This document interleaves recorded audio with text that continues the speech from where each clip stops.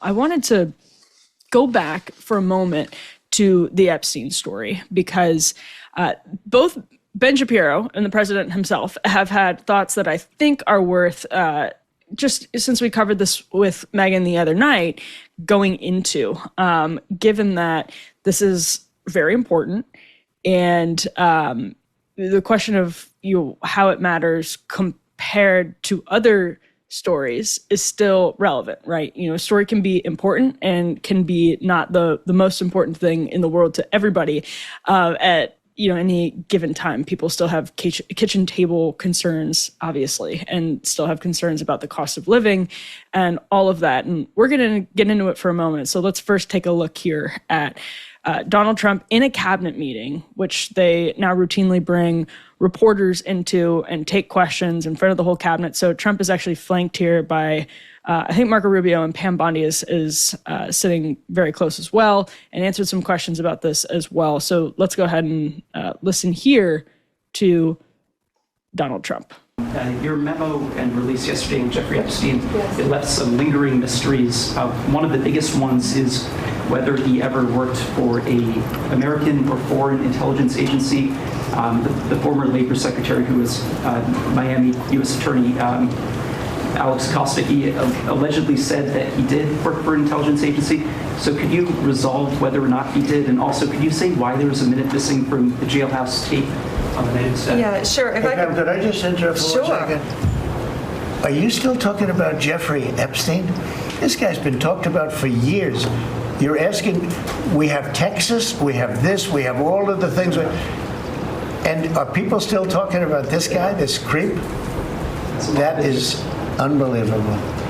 Do you want to waste the time, and do you feel like answering? I don't mind answering. I mean, I can't believe you're asking a question on Epstein at a time like this where we're having some of the greatest success. So I'm actually going to stop it there because the news from the FBI, as much as the cliche saying that you don't hate the media enough is often true. In this case, the FBI put out its own statement, its own memo. It was leaked actually to the quote unquote mainstream media, but to the corporate press, to Axios in the Sunday night news dump, in which they basically said, we are closing the Epstein case, don't think any further disclosures would be warranted, and frankly, didn't find any incriminating evidence of a blackmail scheme, and didn't find any incriminating client list. It was credible evidence of a blackmail scheme. They said they didn't find an incriminating client list. So there's a very legitimate reason to be asking that question to the president of the United States, and particularly to his attorney general, who was the person who made the decision to obviously close the case. I think her name was literally on the memo. So on that note, gotta just had to stop. Here's the rest of Trump's comments. And also tragedy with what happened in Texas. It just seems like a desecration, but you go ahead.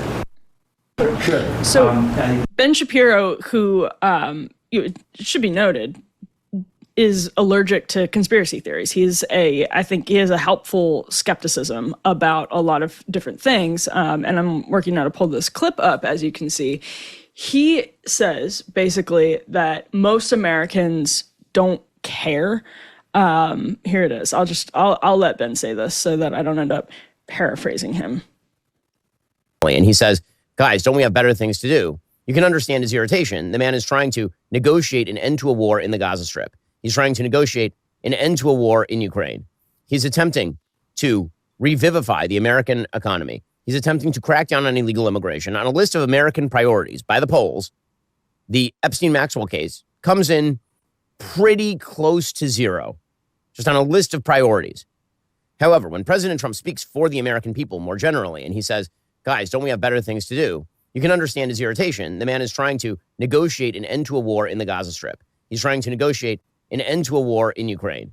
He's attempting to revivify the American economy. He's attempting to crack down on illegal immigration.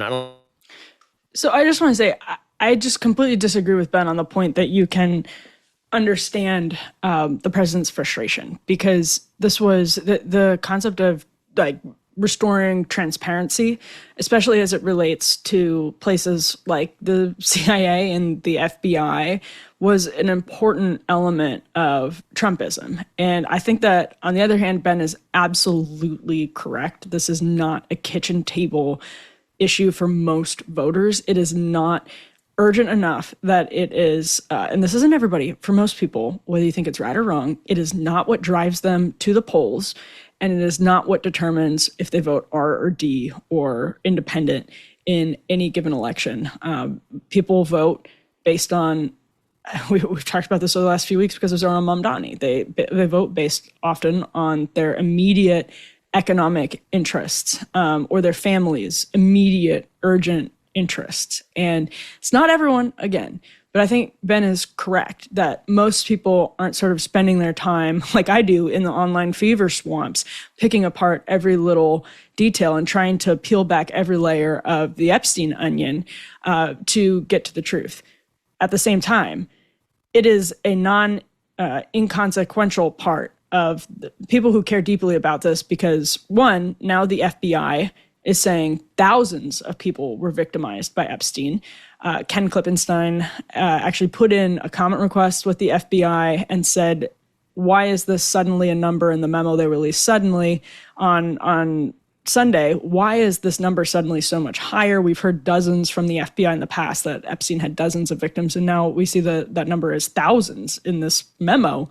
What happened? And the FBI didn't give any answer that shed light on the question. So there's a lot going on here. There's potentially thousands of victims of a very serious crime by a man who was, had immense connections to very powerful people and could frankly still be influencing our foreign policy one way or the other, whether it's in Russia, whether it's in Israel. We don't know. I'm not saying either of those things are true. But the credible allegation here, we talked on Monday night about how Vicky Ward said she had 4 sources on the record that said Epstein belonged to intelligence. You have a former U.S. attorney in Miami and labor secretary under Trump who said he was told to go easy on Epstein because he belonged to intelligence. These are not crazy people throwing this stuff out there. These are serious accusations. And when somebody that powerful with so many powerful connections potentially belongs to intelligence, what's the reason for that? Well, it's to control them. And I would commend to everybody my colleague Sagar and Jetty's conversation about this with Tucker Carlson on his podcast just in the last couple of days, because I think they went through how this could be affecting our foreign policy very effectively. But it's not a crazy thing for people in the MAGA coalition who saw, as we talked about with Taibbi earlier, how the FBI and the CIA weaponized their surveillance powers. How, for example, they lied on a FISA application, Foreign Intelligence Surveillance Act, which was something that came during the church, after the church committee, as a reform that was not sufficient in this case to hold back the nefarious behavior of our intelligence community.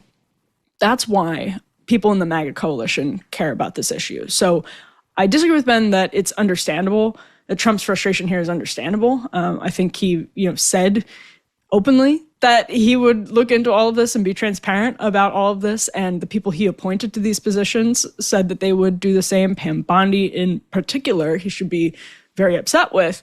I think it's well worth keeping an eye on the story, not merely for the palace intrigue, and that it could very well be something that pulls the coalition more permanently apart, but because also it does matter to people, and it goes to this question of trust and character, that of people who are saying you can't trust anyone else, so trust me.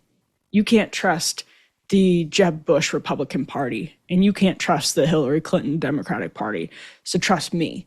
Who are then engaged potentially in another cover-up. So it's not an immediate kitchen table issue. I get that. I think Ben's right about that. And I think it's an important point for people who are capital T, capital O, too online like myself to keep in mind. On the other hand, it's not also something people have zero concerns about. I saw someone post, I forget who it was, that they don't have anybody they don't know any like real person who's not, super online who really cares about this issue. And I just don't think that's true. I don't believe that at all. Maybe you can comment and send emails. As always, I'm Emily at devilmaycaremedia.com. Emily at devilmaycaremedia.com. I think I've responded to almost every single one of your emails. I do read them. I do appreciate them. So if you disagree, let me know. But I think this is something that absolutely resonates in a time of just cratering institutional trust.